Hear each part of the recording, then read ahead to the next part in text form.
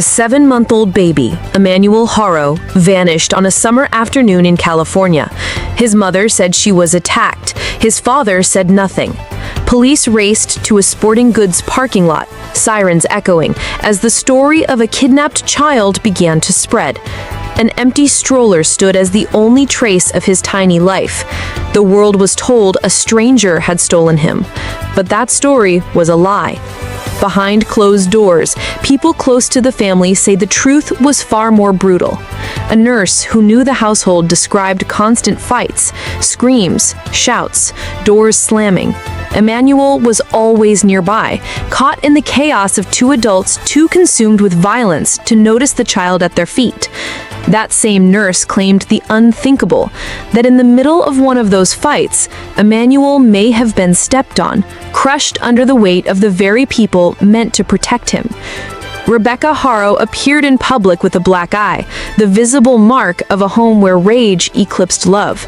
And yet she stayed, and Jake stayed, not because of devotion, but because both may have carried the same guilt, the same knowledge that Emmanuel was gone, not at the hands of a stranger, but because of their own recklessness. This is not a story about a kidnapping. This is not a story about chance. This is a story about betrayal, violence, and a child who paid the price for the choices of his parents. And when investigators stripped away the lies, all that remained was a single question. How could two people charged with protecting your baby become the architects of his death? If you want to follow this case and other true crime stories as they unfold, make sure you subscribe and turn on notifications. That way you won't miss the updates as the search for justice continues. To understand what happened to baby Emmanuel, we have to step back into a home already marked by violence and warning signs that were ignored. Jake Haro was no stranger to child abuse allegations. In 2023, just 2 years before Emmanuel's disappearance, he was convicted of abusing his own daughter from a previous relationship. The injuries she suffered were not minor, they were permanent, life-altering. Yet the justice system handed Jake a sentence of probation and work release. He walked free, while the child carried the scars of his choices. Prosecutors now call that decision a failure of justice, one that may have paved the way for Emmanuel's fate. Rebecca Haro entered this picture as his partner, but instead of offering protection for her newborn, she seemed bound to Jake through conflict and chaos. A nurse who knew the family described the Haro household as a battleground. Arguments were constant, doors slamming, voices raised, objects thrown. Emmanuel, just an infant, was always there, close enough to feel the tension, close enough to be hurt. The nurse went further, suggesting what many can barely bring themselves to imagine, that during one of these violent clashes, Emmanuel may have been caught underfoot, stepped on in the frenzy of two adults too focused on their own rage to notice the child in their care. And then there was Rebecca's black eye, visible, undeniable. It told a story she never put into words, a mark of the violence that shaped her relationship with Jake. Some saw it as proof of a home in turmoil. Others wondered if it was a silent confession, a visible trace of the battles that Emmanuel had no chance of escaping. These were not isolated incidents. They were warning signs, each one pointing to danger, each one ignored. Neighbors heard the fights. Friends saw the bruises. The system knew Jake's history, yet no one stepped in. And so Emmanuel remained in that environment, his short life defined not by safety and nurture, but by tension, violence, and the looming shadow of tragedy. On August 14, 2025, Rebecca Haro's voice broke through to emergency dispatchers in San Bernardino County. Her words were frantic, urgent. She claimed her baby boy, 7-month-old Emmanuel, had been taken. The story she told painted a scene straight out of a parent's worst nightmare. She said she had been outside a Big 5 sporting goods store, changing Emmanuel's diaper, when she was suddenly attacked. She told police she had been struck, knocked unconscious, and when she came to, her baby was gone. Within minutes, patrol cars and detectives flooded the parking lot. Red and blue lights bounced off the walls of the store, crime scene tape stretched across asphalt, and officers began canvassing for witnesses. An empty stroller sat abandoned, a haunting symbol of the life that was missing. To the public, it appeared to be a textbook kidnapping. A mother left battered and confused, and a child stolen without a trace. But from the very beginning, cracks began to show in Rebecca's story. Officers noted the timing, the location, the supposed attack. None of it fit the evidence they were seeing. Surveillance cameras failed to capture the assault she described. Witnesses in the busy lot hadn't seen an attacker. And as investigators pressed Rebecca for more details, her answers became inconsistent. The timeline shifted. Her memory blurred in ways that raised more suspicion than sympathy. When detectives asked her to continue the interview, to clarify the story that was supposed to bring her baby home, Rebecca did something no desperate mother would be expected to do. She stopped talking. She refused to go on. Her silence echoed louder than her words. To investigators, it was as if she was protecting something or someone. And from that moment forward, the search for Emmanuel changed. What began as a race to find a kidnapped child was already unraveling into something else entirely. For investigators, the first hours of any missing child case are critical. Every minute counts. But as they dug into Rebecca Harrow's account of that August afternoon, the urgency shifted. Detectives realized they were not chasing a kidnapper. They were chasing the truth. Surveillance footage from the Big Five sporting goods parking lot was their first clue. Cameras that should have captured a frantic attack showed nothing of the sort. No stranger, no scuffle, no baby in Rebecca's arms. Shoppers went in and out of the store, carrying bags, loading cars, unaware that a supposed kidnapping was unfolding just feet away. When interviewed, not one of them remembered hearing a scream. Not one recalled seeing a child. Detectives then turned to the Harrow household. What they found only deepened suspicion. Neighbors described arguments echoing through the walls, fights that shook the house and lasted deep into the night. When pressed, some admitted they hadn't seen Emmanuel in days, maybe longer. The baby, who was supposed to have been snatched in broad daylight, may have already been gone before Rebecca ever made her call for help. The timeline grew clearer. Phone records, witness accounts, and family statements all painted the same picture. Emmanuel's last confirmed sighting had been days before the alleged kidnapping. That revelation shifted everything. What had begun as a frantic search for a missing child was unraveling into a calculated deception. The kidnapping never happened. It was a story designed to distract, to confuse, and perhaps to hide a much darker reality. When the truth could no longer be ignored, detectives moved in.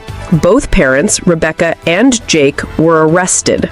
The charges leveled against them were heavy: murder and false reporting. The image of grieving parents clutching flyers was gone. In its place stood two defendants in handcuffs, accused of covering up their own child's death. The community's response was immediate and raw. People who had prayed for Emmanuel, who had joined search efforts and shared his photo online, now felt betrayed. The sense of collective grief turned to outrage. To them, the Harrows had not only taken away Emmanuel's chance at life, they had taken advantage of the community's compassion, turning friends and strangers alike into unwitting participants in their cover-up. And beneath the anger, one theory rose to the surface. If Emmanuel had been caught in one of those violent fights, if he had been stepped on in the chaos, that could explain everything. Rebecca's black eye was not just a bruise. It was a glimpse into a household where rage ruled. Jake's silence was not confusion, it was survival. Their refusal to turn on one another was not loyalty, it was self-preservation. Because if Emmanuel's death was born out of that violence, then both parents carried the same guilt. And Guilt has a way of binding people together, tighter than any wedding vow, tighter than any promise of love. It is a chain neither can break, because to condemn the other would be to condemn themselves. In the days that followed the arrests, the case took on a new dimension. The search for Emmanuel had become something far more devastating, a search for justice and for answers that might never come.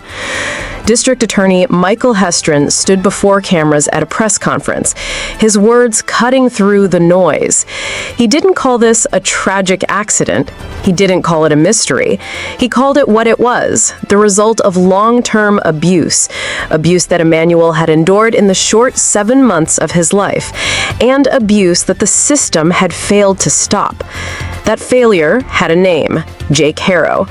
2 years earlier, he had been convicted of child abuse against his own daughter. The injuries were permanent. They should have put him behind bars, but instead, he walked free, granted probation and work release. The law gave him another chance, and Emmanuel paid the price for it. Prosecutors would later admit what the public already believed. If the system had acted when it had the chance, Emmanuel might still be alive today. Neighbors, once suspicious but hopeful, were left in shock. They had heard the fights, seen the bruises, and now they wondered if their silence had cost Emmanuel his life. As investigators scoured fields and open land with cadaver dogs, volunteers joined in, combing through weeds, searching riversides, desperate to bring the baby home. But every search ended the same way: empty-handed. Emmanuel's tiny body was nowhere to be found. Meanwhile, the media circled like wildfire. Headlines blared across California and beyond. Parents charged with murder. Baby missing. Parents silent. Rumors took hold. Bones discovered in nearby fields. A whispered jailhouse confession?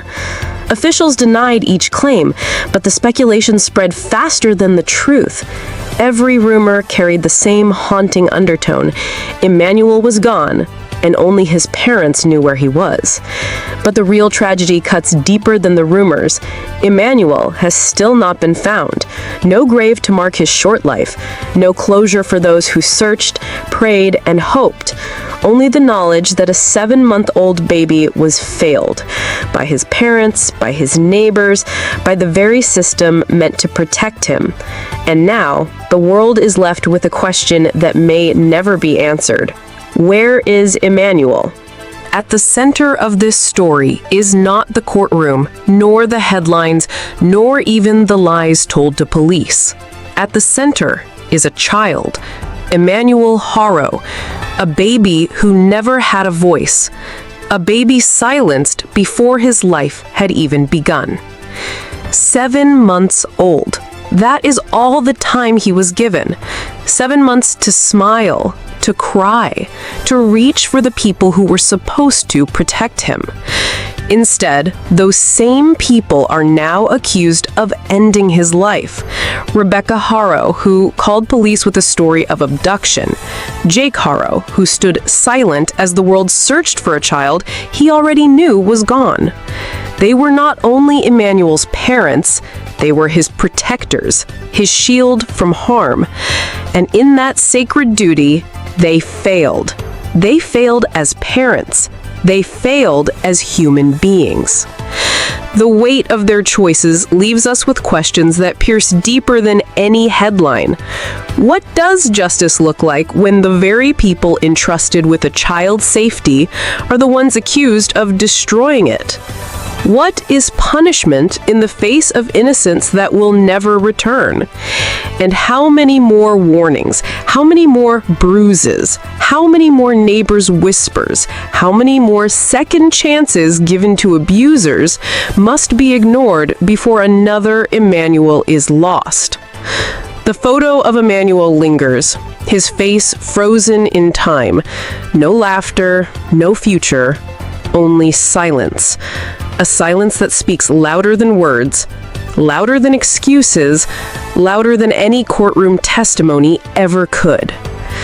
If you believe Emmanuel deserves to be remembered, And if you believe his story matters, subscribe to this channel and turn on notifications, because we will continue to follow every detail, every update, every step toward justice. Emmanuel's voice was taken from him, but together we can make sure his story is not forgotten.